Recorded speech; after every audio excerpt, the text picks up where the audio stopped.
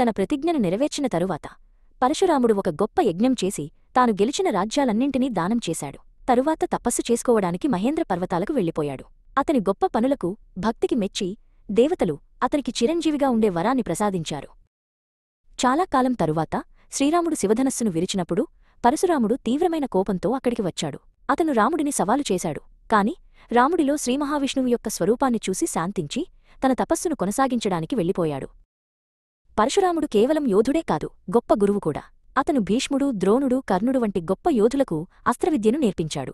కాని కర్ణుడు తన కులం గురించి అబద్ధం చెప్పాడని తెలుసుకున్నప్పుడు అతను నేర్పిన విద్యను అత్యంత అవసరమైన సమయంలో మర్చిపోతావని శపించాడు.